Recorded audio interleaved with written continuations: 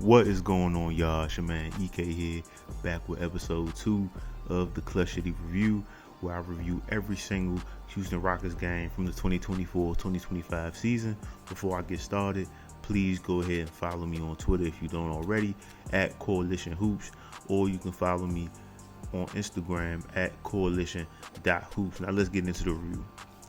Now, obviously, if you guys heard my last review where we played the Charlotte Hornets during our season home opener, it wasn't the best, right? We ended up losing that game 110-105, starting 0-1 on the season.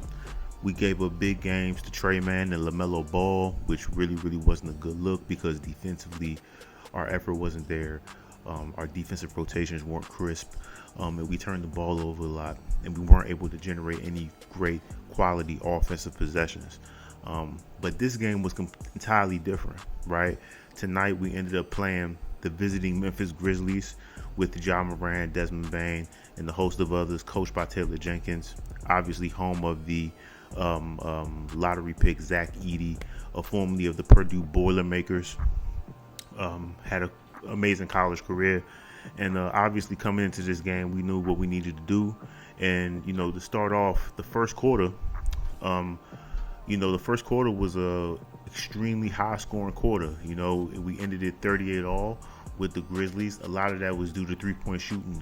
Both teams ended up hitting 6 threes apiece in that first quarter, and that really sort of set the tempo for what would be a lackluster second quarter by us, where Memphis outscored us 27-21, really because of the fact that we weren't really able to get any great offensive possessions going. However, during that second quarter, Jalen Green really saved us. All 12 of his first half points came in that second quarter alone. He had 3 threes, and he had a couple of really good defensive rotations, got to the foul line. So he was able to really buoy us heading into the half, because to be completely honest, instead of being down by 6 going into the half, we definitely would have been down by double digits going into the half had he not done what he ended up doing in the second quarter. And then coming out of that, the third quarter is where we really turned it up, and where, in my opinion, we ended up winning the game at. And it had nothing to do with shooting percentages. It had nothing to do with guys, making spectacular offensive plays. It just had to do with guys coming in and obviously winning the second chance balls, the 50-50 balls, rebounding the basketball, defending at a high level, all of those things, right, that you need in this league sometimes to win when your shots aren't falling, right? And I think that was really started by Tari Eason and Amen Thompson. The switches they were able to communicate on, the ability to hedge, properly, their weak side defense, being able to tip balls and things of that nature, which led to turnovers, which also led to fast break opportunities for us, giving us easy baskets, really sparked that run. We had a run in the third quarter where we went on a 17-0 run in the middle of the third quarter, and then to end the third quarter, we ended up going on, I believe it was either a 31-7 or a 35-7 run. We ended up outscoring the Memphis Grizzlies in the third quarter 39-18. And when you look at the shooting percentages, it didn't really have a lot to do with the shooting percentages, because as a team, we only shot 44% from the field. We shot about 39.5 from 3, which for us is really good. But for the most part, we didn't shoot the ball well at all, right? But when you look at where we really dominated, really the second half was really the rebounding margin, right? Going into the second half, or ending the first half going into the second half, we had a rebounding advantage of 27-22. We ended the game with a rebounding advantage of 64-43. We beat them on the offensive boards 23-14. That is what's going to win you games in this league, when you're not able to make shots off the first look in the half court. If you can get second chance opportunities, a la offensive rebounds, now all of a sudden, instead of running the set play, you're just playing basketball. Maybe it's a 2-for-1 opportunity. Maybe if you get the offensive rebound, you can go right up. Maybe if you get the offensive rebound and you get doubled when getting that offensive rebound, you can kick it out. Now all of a sudden it's a swing scenario. The defense is obviously out of position because it's a broken play, and then you're just playing basketball at that point, right? Until you get the best available shot. Just simple things like that can make all the difference in this league, a league that has so much talent, right? So I think that's something that's super, super important. It's something that we really capitalized on in the second half. And also, our points in the paint were tied. We ended up having the same amount of points in the paint as Memphis did with 48. But I think the difference in our points in the paint was because when you couple that with the aggressive rebounding and the ability to defensively rotate on time to make sure that our weak side defenders are tagging properly and things of that nature. Just simple things, right, that can sometimes get lost in a league with superstars where skills sort of rule the day for the most part. I think we were able to really, really establish ourselves on the defensive end in the second half, and that is what ultimately ended up getting us the win, 128-108 over a Memphis team that was pretty banged up, right? Like, Jaren Jackson's not there. Obviously, they're missing Jaren Jackson, they're missing Gigi Williams, they're missing a couple of other guys as well. Luke Kennard didn't play, so they were a bit banged up, right? But still, that doesn't negate the effort we were able to show, because we could have easily come out in the second half and allowed Ja Morant and Desmond Bane to continue to do what they did in the first half. We could have easily come out and allowed their bench to light us up from three like they did in the first half. In the first half, we were not able to guard and run them off the three-point line for anything. They had a lineup in late in the first quarter where it was literally spread five. They even had Jay Huff shooting threes, who was their center at the time, and we didn't know how to guard it, and that's really what led to that 38-38 first quarter, and that's really what ended up sparking their second quarter run where they ended up taking that lead going into the half. But like I said, we were able to shut all that off. Obviously, their bench scoring was pretty much non-existent in the second half, while our bench scoring, pretty much led by Tari Eason and Amen Thompson, really, really sparked the run for us. And if we're just going by what guys individually did, obviously I got to give a big shout out to Jabari Smith Jr. Coming off of a subpar game one, obviously we know that he has high expectations for himself, and he knows what his role is on this team, being one of the best rebounders, one of the best weak side defenders on this team, one of the best hustle guys on this team, a guy who's going to go for every 50-50 ball. That's the role he plays, and he had 14 points and 16 rebounds tonight. 16 rebounds, 6 of them were offensive rebounds with, I believe, 2 blocks. And yeah, he only shot 5 of 13. But when you're grabbing 6 offensive rebounds, 16 rebounds overall, right, contributing to an extremely impressive rebounding advantage that ultimately gets you the win, I don't care what you shoot. Because at that point, it's all about effort. At the end of the day in this league, there are going to be nights where guys don't shoot well. It is what it is. You know what I'm saying? And for him to be able to come out and say, hey, my shot's not falling, but let me try to impact the game by rebounding the basketball and by being an active defender, right? By being a complimentary weak side defender, by communicating on defense, right? By crashing the boards, by giving my team second chance opportunities, right? That's what he was able to do coming off of that game, which is why I believe he deserves the game ball. However, everybody played pretty well. I mean, you got Dylan Brooks. He had 18 points. He didn't shoot the ball well, but who cares? He had 18 points, hit 2 threes.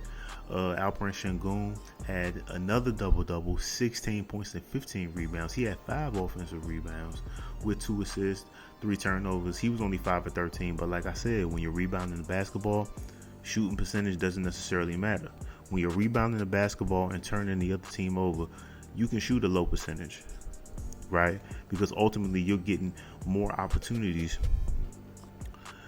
to score on the offensive end, because you're giving yourself more opportunities based upon you controlling the pace at which you rebound the basketball, right?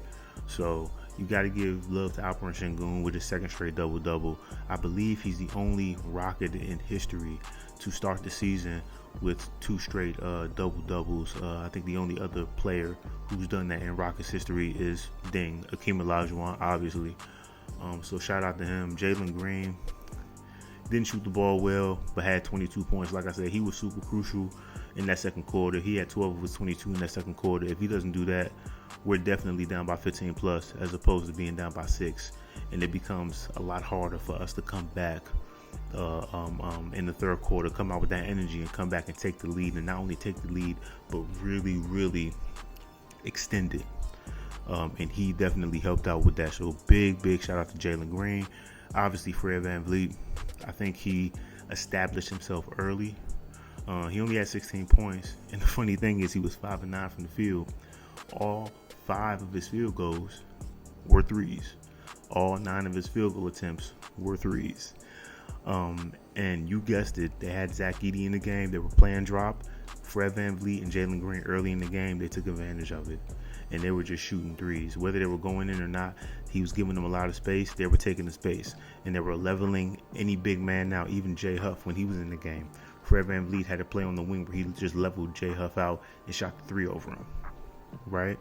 And Fred VanVleet is really there to be not only a guy who can give you an offensive spark when you need it, but also he's a guy that can recognize trends. Right? He knew this wasn't going to be a night for him to shoot 15, 16, 17, 18 times, right? And those are the type of nights where you really need your veterans to really guide you and to really stem that tide. And I think he's done a great job of that, not only on the court, but also off the court, just mentoring the guys and things of that nature.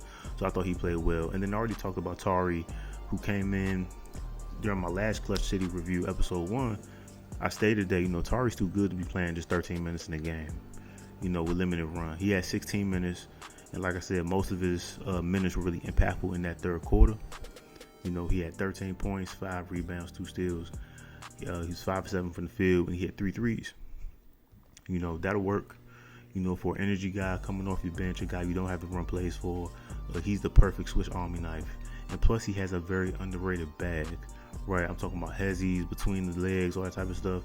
Very underrated bag. You can tell he's been working in the offseason on his isolation scoring and his isolation shot separation.